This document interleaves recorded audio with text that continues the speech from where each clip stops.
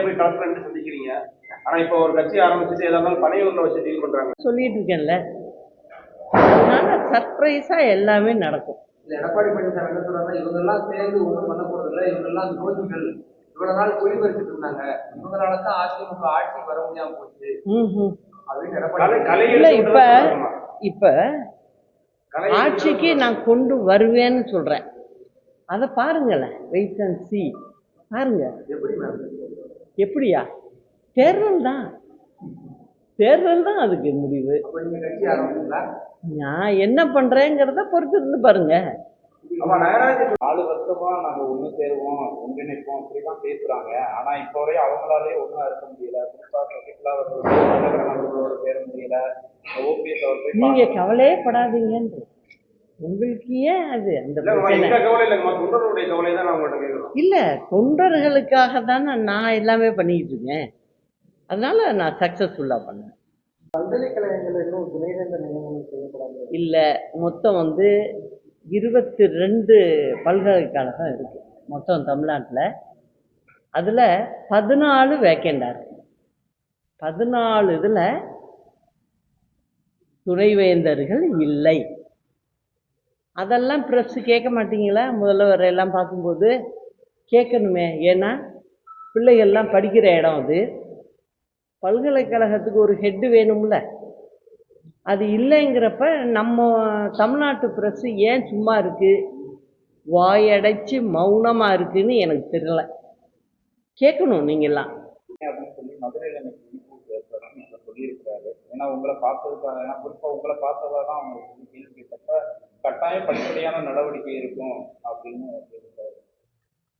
அதாவதுங்க, யார் என்ன நடவடிக்கை எடுத்தாலும் சரி, இப்போ தமிழ்நாட்டில் உள்ள அனைத்து இந்திய அண்ணா திராவிட முன்னேற்ற கழக உறுப்பினர்கள், தொண்டர்கள் இவங்களெல்லாம் போய் எடுக்க முடியுமா என்ன? ஏன்னா நான் எல்லாரையும் பார்த்துக்கிட்டு தானே வரேன். என்னை பொறுத்த வரைக்கும் நான் எல்லாருக்கும் பொது தான். அதனால எல்லா தொண்டர்களும் என்னை பார்க்குறாங்க. அதனால எத்தனை பேரை எடுக்க முடியும்? பள்ளிக்கரணை எடப்பாடி நீங்க பேசல, துரோகிகள் இருந்து கட்சியை மீண்டும் இவர் வெற்றி போகிறாரு. அவர் யாரும் துரோகிக்கிறாரு? அது எங்க அடிமட்ட தொண்டர்கள்ட்ட போய் கேட்டீங்கன்னா கரெக்டா சொல்லுவாங்க.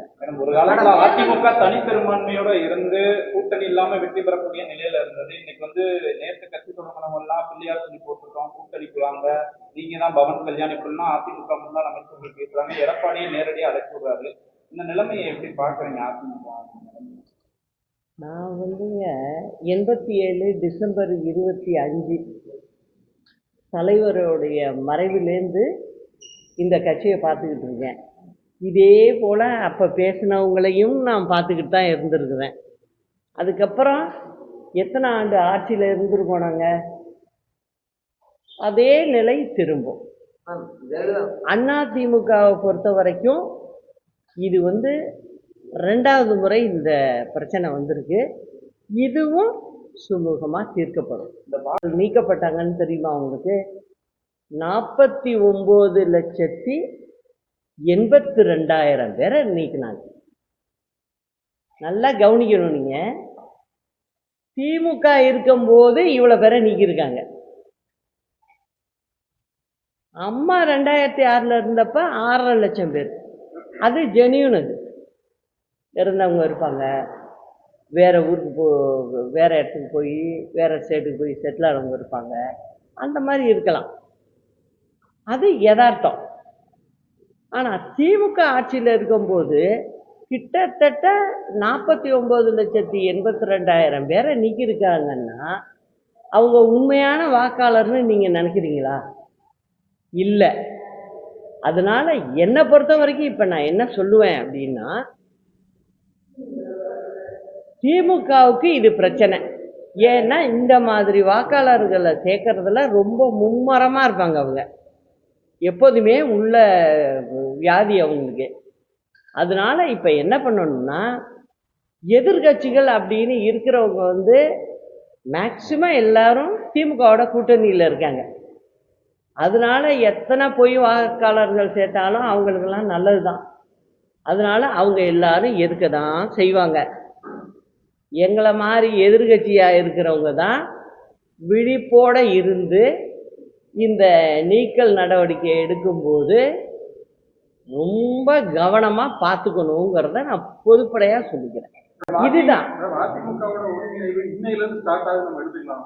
முன்னாடி சொல்லிட்டு வரீங்க எல்லாரும் ஒருங்கிணைவாங்க. இந்த தேர்தல் நினைவு நாள்ல இந்த ஜெயந்தி நாள்ல இருந்து தாராளமாக உங்களுக்கு இப்போ கொஞ்சம் தெரிஞ்சிருக்கு, அதனால் நீங்கள் எடுத்துக்கலாம்.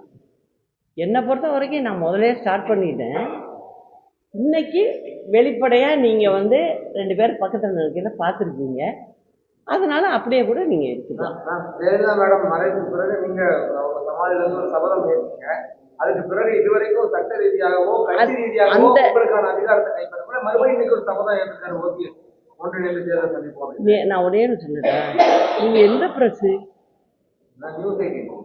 நியூஸ் 18. சரி சரி சரி, ஓகே.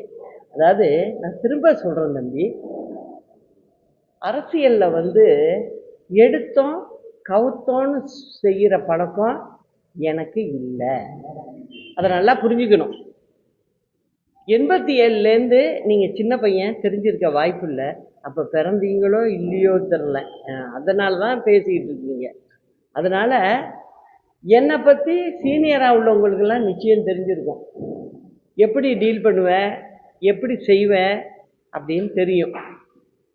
அதனால சொல்கிறேன், உங்கள் மாதிரி சின்ன பிள்ளைங்களாம் என்ன பண்ணுங்கள், கொஞ்சம் வெயிட் பண்ணியே பாருங்கள், நீங்களும் இந்த மெத்தடை கற்றுக்கலாம்.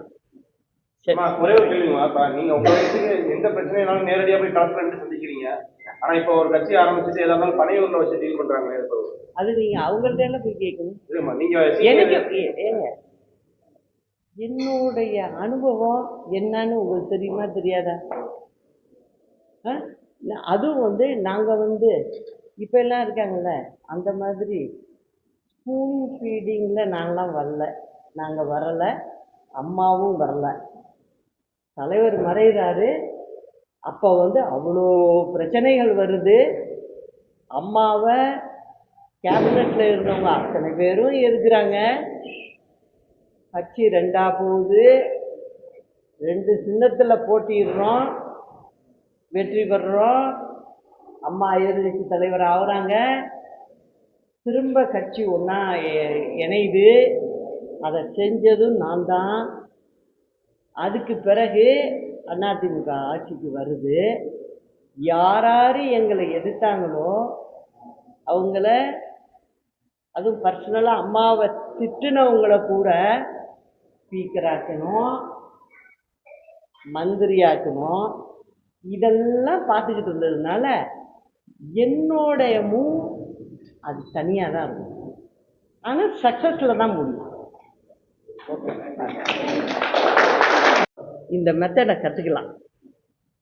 ஒரே ஒரு கேள்விமா, நீங்க உங்க வயசுக்கு எந்த பிரச்சனைனாலும் நேரடியாக போய் கலெக்டர் சந்திக்கிறீங்க. ஆனா இப்போ ஒரு கட்சி ஆரம்பிச்சுட்டு ஏதாவது பனையூர்ல வச்சு டீல் பண்றாங்களே, அது நீங்க அவங்கள்ட்ட போய் கேட்கணும். நீங்க எனக்கு என்னுடைய அனுபவம் என்னன்னு உங்களுக்கு தெரியுமா தெரியாதா? அதுவும் வந்து நாங்கள் வந்து இப்போ எல்லாம் இருக்காங்கல்ல, அந்த மாதிரி ஸ்பூன் ஃபீடிங்கில் நாங்களாம் வரல, நாங்கள் வரலை, அம்மாவும் வரல.